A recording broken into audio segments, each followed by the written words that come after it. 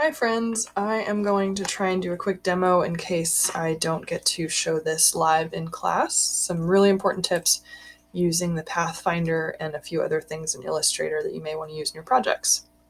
So first thing, I want to show you where to find the Pathfinder panel. You can always go to Window when you're in Illustrator, not Chrome, Window, and look down for Pathfinder. And it should show up over here on your side panel. The icon is like two squares that meet at the corners like that. So really you're just going to see a bunch of symbols, but if you mouse over them, it will give you a description that describes pretty well what it's going to do. So I'm going to show you a couple of the key functions of this, but you can always experiment to try out some of the other things you can do with it. So the first one I'm going to show you is Unite. I have two separate squares here, and I'm just going to drag one over the other. And it's really important that you select them both. If you only have one selected, this won't work. So I'm going to have them both selected, and then I'm going to choose Unite. And that is going to merge those two shapes. That's why it's important to have both selected, because you're telling it, these are the things I want to merge. Some other things that you can do, I'll leave those merged so you can see. Other things that you can do are subtracting shapes from each other. So I'm going to move one of these squares over the other. I'm going to hold Shift and click the other shape so I have them both selected. And I'm just going to do minus front. Now it's going to remove the front shape from the shape on the bottom, but how do you know which is which? How do you know which shape is over top of the others?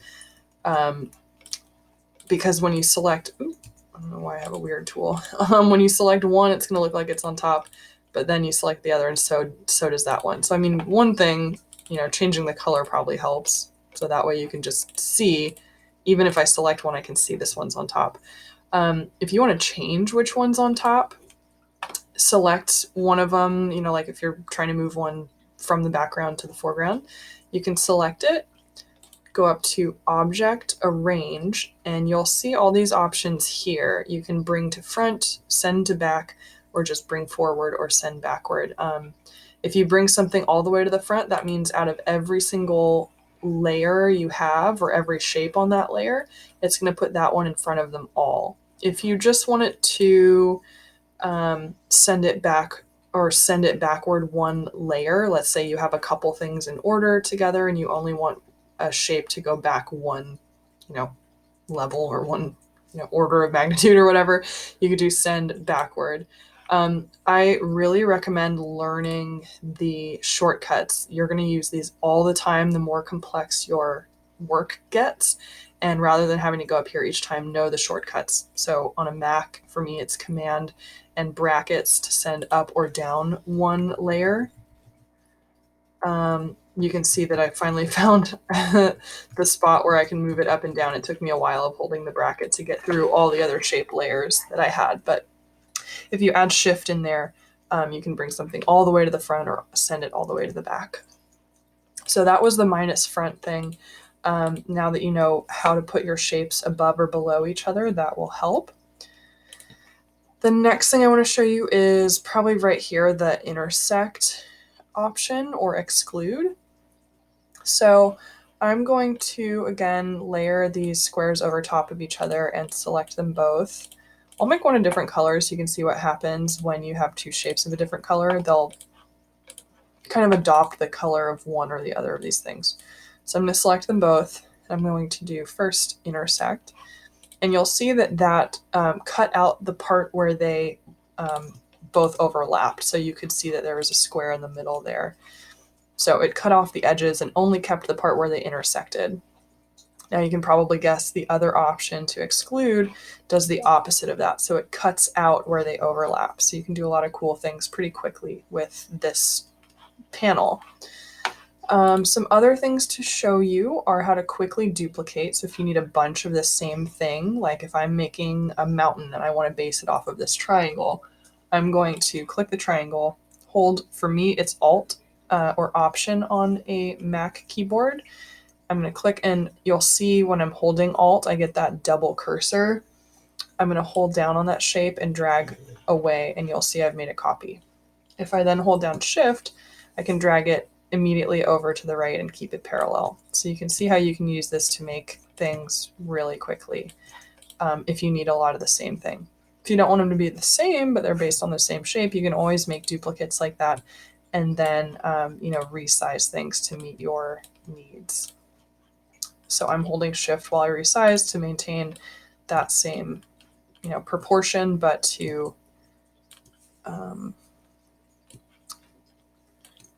change the size. So I'm holding shift and it keeps it a perfect triangle, equilateral triangle, but I can resize it. So then you can see I just really quickly made a mountain range, or at least the start of a mountain range using triangles. If I then wanted that to be a solid shape, just with one outline, I could select them all and merge them. So you can see how much faster that goes than having to click through with the pen tool and make each one of those individually. If you wanted something super geometric and basic like that, it can be quick. However, if you do want to make a more custom mountain shape with more organic edges and less kind of simple geometric, you would want to do that probably by hand with the pen tool. All right, another thing I wanted to show you was the star tool. So how I got that triangle, I started with the star tool. You'll see it listed under all those different options for shapes. And I got the star tool. I'm gonna, I blew the secret. When I'm dragging out a shape, I can use the up or down arrows to add sides to that, polygon shape. So you can get some pretty complex, like starburst shapes, or doing the same thing, pressing the down arrow, I can get less sides. And I can get, like a 6-sided star, I can get a 5-sided star, 4, or just a triangle. So that's another really easy way to pump out some shapes really quickly without having to make those by hand with the pen tool. Some other tips I wanted to give you were to make sure to close your paths and overlap your shapes. What I mean by that is a lot of people, when they're making things, they don't really keep good track of where they start and end, and they just think like, oh yeah, I have a path like going here, and then I went away and did something over here, and then I came back and I continued that path like this, and besides the fact that it's like a totally different color, like let's say I make it the same color, people might think like, oh yeah, I'm pretty good, like I've got this outlined. Especially if you don't see the fill color, like that might look like the shape or the thing that you want, but then people go to fill them in, and then they wonder like, oh, why isn't this part colored in? Well, that's because these are two separate shapes. You didn't actually complete the path or close the path by connecting it with itself. If you find yourself in this situation, it's super annoying. I mean, you can come in and like finish your paths like this and then have to kind of edit out the bump there. But I mean, you want to get to all of your shapes for the most part being closed, complete paths like this. Ideally, you just want to start like that from the beginning. So don't make a shape unless you plan to complete it. Because even if you don't want parts of it, you can cover it up with other stuff.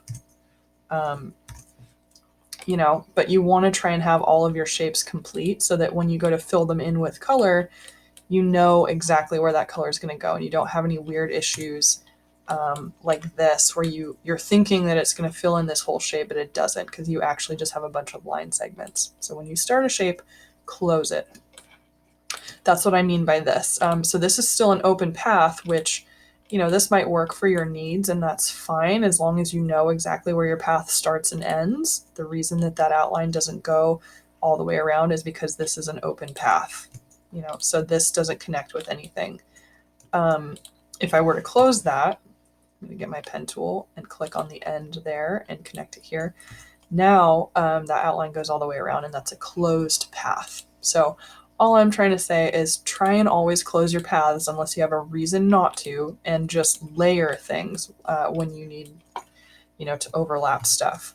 So I'm using that shortcut again to send to front or send back to do this. And you just want to always be aware of where your lines are starting and stopping and making sure you're connecting them, because every year there's a bunch of issues caused by people not knowing where they're starting and stopping their paths, and they end up with a bunch of fragments and then have to take all this time to go back and connect everything. It's just a waste of your time and energy. Just do it at the start. All right, a couple more quick tips. Something that you might notice if you make a shape like this one and then realize like, oh, I want a smaller one, and you got to resize it. Oh, that didn't do what I wanted to show you. I'm giving away all my sneaky tricks here before I get to show you the disaster part first. Okay, so let's say I want to make a copy of this, but I want it really small, and I go down like that. But I'm like, ugh, that stroke is getting really chunky, and it's not what I want. It's obscuring the shape inside. I want to maintain, the ratio of how thick this stroke is to the size of the shape. Like when I resize it, I want it to look like that. What I did to make that happen was I clicked on the shape. I came over to the properties panel, and if you don't have it over here on the right, you can always go to Window and Properties. When you see that, there's one part of that panel that should say Transform. This is where I find it. I click on those 3 dots at the bottom of the Transform section, and it brings up this little extra panel. There's so many panels. I can click on Scale, Strokes, and Effects, and what that means is when I resize this now, it is keeping that outline to scale. So the ratio of how thick the outline was to the size of that shape overall is maintained, and you don't end up with this like lunky, clunky outline that's way bigger than you meant it to be. Okay. All right, so the last one I wanted to show you just really quickly was this idea of compound paths. So let's say you want to make a donut shape and you want something else to show through the hole in the donut.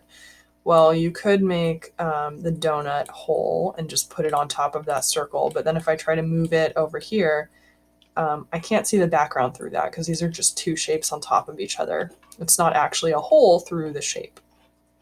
So now that you know the Pathfinder panel, that is the first and the easiest way to do this. I'm just going to select those 2 shapes and I'm going to do minus front. And that basically cuts out that donut hole. So now when I move it, you can see things through that shape because it's been cut out. There might be times for whatever reason where the Pathfinder isn't what you need for this, or it's not working for some reason, and you need to cut a hole out of another shape or do something complex like that. I just want to show you another way. So I have this random shape that I made. It ended up looking like a kangaroo head. I don't know. I'm going to grab my pen tool, and let's say that I want to cut out an eyeball here, but my Pathfinder, for whatever reason, I don't know, isn't working. Or it is working, you just want to know what this phenomenon is called. It's called a compound path. So I'm going to make, I guess, an eyeball. I'm just going to lean into this kangaroo thing here. So there's a random eyeball shape. I'm going to color it something different so we can see. If I want that to actually be a hole cut out of this greater shape, I'm going to select them both. I'm going to go up to Object. And there's all these options here, but I'm going to go to Compound Path and then Make. So it's making a compound path. And that just used this path that we drew, that eyeball, and it combined it with that, I guess I'm calling it a kangaroo head, and it cut one shape out of the other. So similar to compound paths, except with a compound path, oh, I guess that does work. Oh, so if you notice what I just did there, I'm learning new things all the time. I double clicked on that donut shape and you saw everything else got gray. I'm in what's called isolation mode. So I'm isolating that donut shape and the layers that make it up. And if you notice, then I can select its different parts in this isolation mode and actually delete what I did with the Pathfinder. So just make sure if you go into isolation mode and you're moving things around, don't forget to double click to get back out of isolation mode to keep working with the rest of your stuff. So I don't know, that's kind of cool. I've done a lot of stuff in isolation mode, but I didn't know you could just legit reverse the effects of cutting something out of a shape. So there I go. If I delete the eyeball that I created, that second path that I made that was cutting out the shape in the kangaroo head, if I just delete that path in isolation mode, and I go back, it is no longer there. So isolation mode is helpful when you have like a bunch of layers or a bunch of different things going on, and you just want to work on one without worrying about the rest of the stuff. Or if you have, again, a compound path that's made out of a bunch of different paths and layers and things, isolation mode is how you're going to be able to get into editing those things. So one more time, you can see, oh, did it not work? Let me try one more time. Compound path make, there we go.